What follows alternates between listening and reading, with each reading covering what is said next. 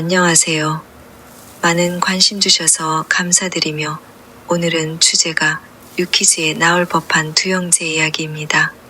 직장인에서 로스쿨을 졸업하고 변호사 된 신현우 변호사님과 치과의학 전문대학을 졸업하고 박사까지 완벽하게 하신 신현철 치과의사 선생님 스토리입니다. 모든 이들에게는 지금 가는 길이 맞는 길인지 혹시 이 길을 잘못 들어선 것은 아닌지 항상 갈등을 하며 을의 입장에서 직장 생활을 하실 것입니다. 제가 박사 과정에서 책 한 권을 읽고 직장 생활과 공부하는 것이 하나도 힘들지가 않았습니다. 그 책을 지금 소개해 드리겠습니다. 학문의 즐거움. 이 책은 히로나카 헤이스케, 일본의 수학자이자 하버드 대학교 전 교수 교토 대학 수리해석 연구소 전 소장이며 일본인으로서는 두 번째의 필즈상 수상자입니다. 필즈상은 수학계의 노벨상입니다. 어렸을 때는 음악가를 꿈꿨지만 학교에서 연주 대회가 있었을 때 무대에서 피아노 연주를 하였는데 호평을 받아서 수학으로 관심을 돌렸다고 합니다. 재수를 해서 교토 대학 수학과에 입학하였습니다. 4년 뒤 졸업하고 교토 대학 대학원 수학과에 입학하였습니다.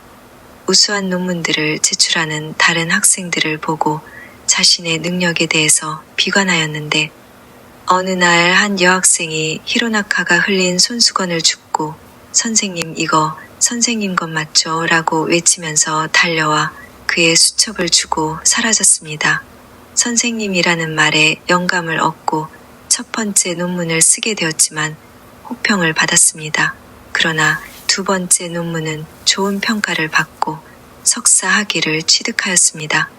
히로나카가 교토 대학 대학원 수학과에서 석사 학위를 취득했을 당시 오스카 자리스키라는 하버드 대학교 수학과에서 대수기하학을 가르치는 수학 교수의 도움으로 하버드 대학교 대학원 수학과에 입학해서 평소에 관심 있었던 분야인 대수기하학을 공부하게 됐다고 합니다. 그 후 하버드 대학교 대학원 수학과에서 오스카 자리스키 교수의 지도 아래 박사 학위를 취득했습니다. 같이 공부했던 유명한 대수기하학자들로는 데이비드 멈퍼드와 마이클 아틴, 스티븐 클라이먼 등이 있습니다. 데이비드 멈퍼드와 마이클 아틴이 하버드 대학교 재학 시절에 도움을 많이 줬다고 합니다. 박사 학위를 취득한 후의 행적은 브랜다이스 대학교 수학과 조교수가 돼서 이곳에서 당시 대수기하학에서는 풀리지 않았던 유명한 난제인 대수다양체의 특이점 해소 정리를 완벽하게 증명해서 발표했습니다. 그 공로를 인정받아서 컬럼비아 대학교 수학과 정교수가 됐고 1970년에는 수학의 노벨상이라고 불리는 필즈상을 수상하였습니다.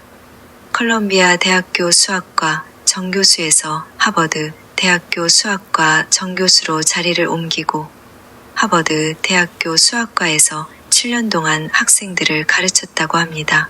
그래서 하버드 대학교 수학과에서는 명예 교수로 이름을 남기게 됐다고 합니다. 그 후에는 일본으로 귀국하여 야마구치 대학 수학과 학장을 거쳐 소조가쿠엔 대학 수학과 이사장이 되었습니다. 2000년 8월 3월에는 서울대학교 자연과학대학 수리과학부 석좌 교수로 초빙돼서 현재까지 활발히 활동 중입니다. 첫 번째 공부는 왜 하는가? 두 번째 연구태도 및 생활태도입니다. 늦은 나이에 공부를 하면서 좌절을 많이 하셨지만 창조를 하려면 우선 배워야 한다고 강조하셨습니다. 수학이라는 학문은 철학에서 출발한다고 하였는데 저에게는 경영철학만큼 가슴에 울림이 있었습니다. 우리가 돈을 벌고 밥을 먹고 하는 모든 행위에는 목적이 있어야 한다는 것입니다. 우리는 직장인 을로서 조직의 구성원이기도 하지만 어느 정도 되면 알을 깨고 나와 자기가 하고 싶은 공부를 해야 하는 것입니다. 비록 그게 나이가 많더라도. 로스쿨 졸업하고 서초동의 현우법률사무소의 갑이 되신 신현우 변호사님의 인터뷰 중 가장 인상적인 것은 노마지지입니다. 직역하자면 늙은 말의 지혜라는 뜻으로 늙은 말에게 길을 묻는다는 뜻입니다. 중국 제나라의 황공이 명제상 관중과 함께 고죽국을 정벌하고 돌아오는 길에 날이 저물고 극심한 눈보라로 길을 잃고 말았습니다. 병사들은 굶주림과 피로로 지쳐 있었습니다. 첩첩산 중에 나갈 길을 찾지 못해 제자리만 맴돌았답니다. 그때 관중의 제안을 받은 황공이 늙은 말을 골라 풀어놓으라 명령했습니다. 늙은 말이 향하는 곳을 따라 나가자 드디어 출구가 나와 무사히 돌아올 수 있었습니다. 경험이 얼마나 중요한지를 알려주는 얘기입니다.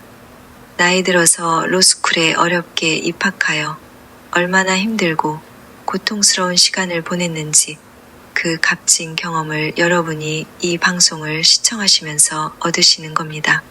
신문십답을 시작하겠습니다. 첫 번째 질문입니다.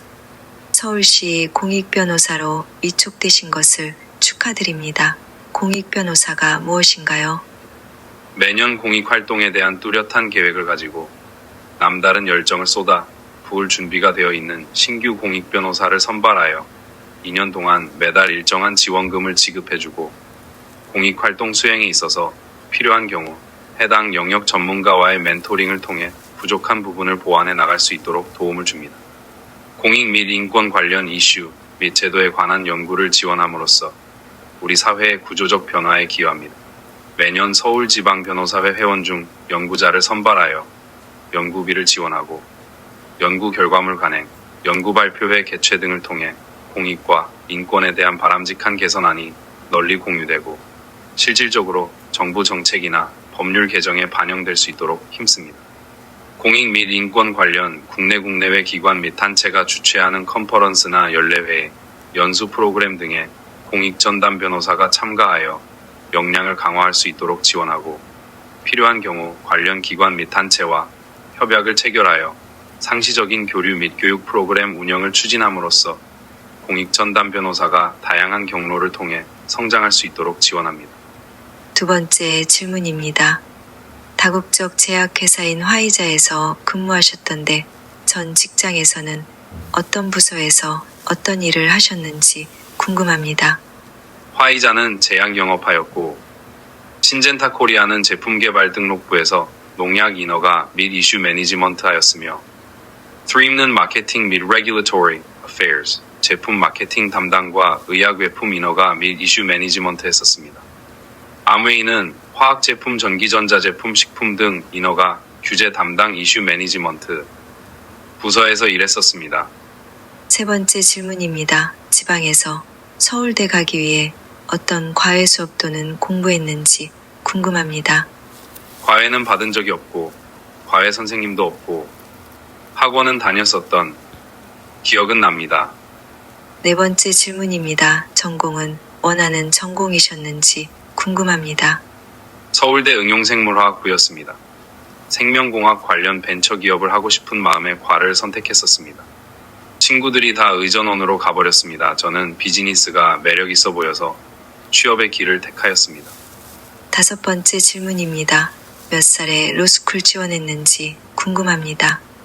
예전 기준 35살에 로스쿨에 지원하고 36살에 입학하였습니다. 회사 다니면서 간단히 준비하였으나 합격하여서 이듬해 2월 중순에 퇴사하고 3월에 입학하였습니다. 여섯 번째 질문은 시험은 몇 번 만에 붙으셨는지 궁금합니다. 변호사 시험은 다행히 한 번에 붙어버렸습니다. 로스쿨 재학 시 검사 로클럭에 관심이 없어서 오로지 변시를 대비하여 커리큘럼을 짜고 공부하였습니다. 일곱 번째 질문은 지금 계신, 즉 일하시는 변호사 사무실은 어디신지 궁금합니다. 지금 사무실은 서초동 교대역에 있습니다. 올 초에 개업하여서 조그마한 법률사무소 운영 중에 있습니다. 여덟 번째 질문은 좋아하는 즐기는 운동은 무엇인가요? 원래 등산을 싫어했는데 로스쿨 다니면서 등산을 좋아하게 되었습니다. 이 산을 못 올라가면 시험을 떨어진다는 각오로 올랐던 기억이 납니다. 요즘에는 테니스를 즐기고 있습니다. 공 치는 맛이 스트레스 해소에 도움이 되고 땀도 많이 나서 개운합니다. 9번째 질문입니다. 앞으로 공부는 또 하실 것인지 아니면 관심 있는 공부는 있으신가요? 공부는 당분간 안 하고 싶습니다. 기회가 닿는다면 박사 학위는 한번 따보고 싶은 생각도 있습니다. 마지막으로 작년에 김앤장하고 소송을 같이 하신 것으로 아는데 협업으로 소송하신 것은 어떤 내용인지 궁금합니다.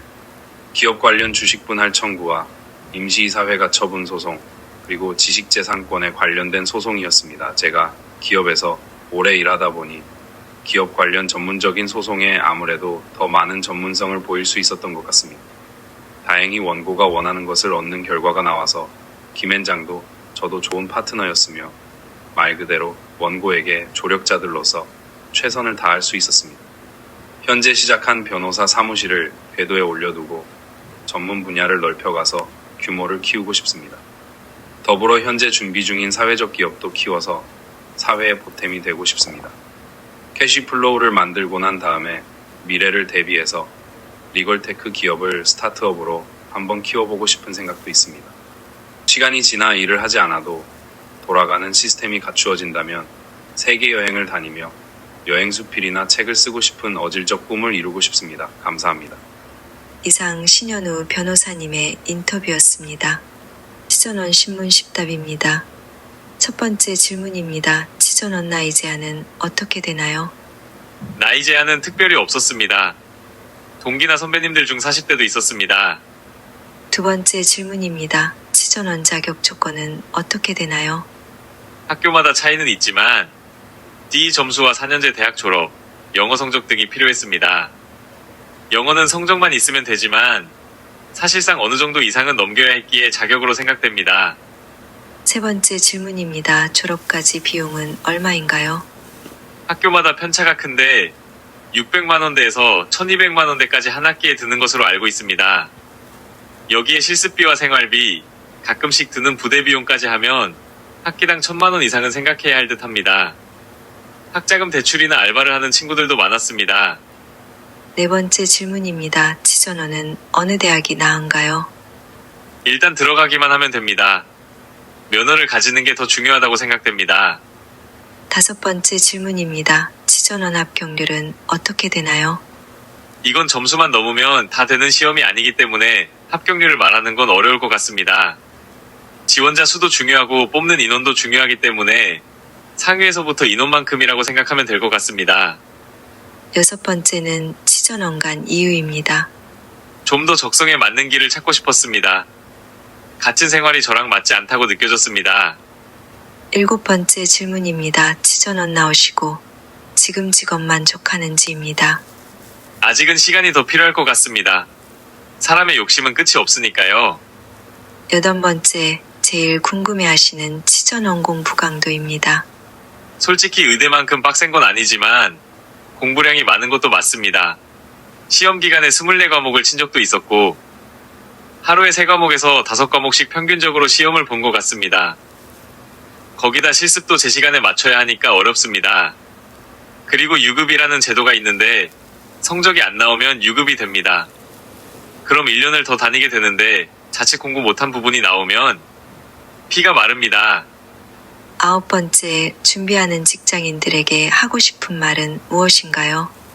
굳이 이 길을 택하시는 이유를 묻고 싶습니다. 여러분이 아시던 그 치과의사가 아닙니다. 요즘 너무 많고 직군의 메리트가 너무 많이 무너져 있습니다. 마지막으로 치과의사로서님의 최종 목표는 무엇인가요? 제가 운영하는 치과를 안정적으로 나이 들어서까지 운영하고 싶습니다. 성공을 어느 정도 이루면 제가 원하는 진료를 하며 살고 싶습니다. 개인적으로는 대형 치과를 운영하고 싶은 생각도 있어 열심히 해볼 생각입니다. 제가 대단한 이야기를 들었는데 질문 드리기 조심스럽습니다.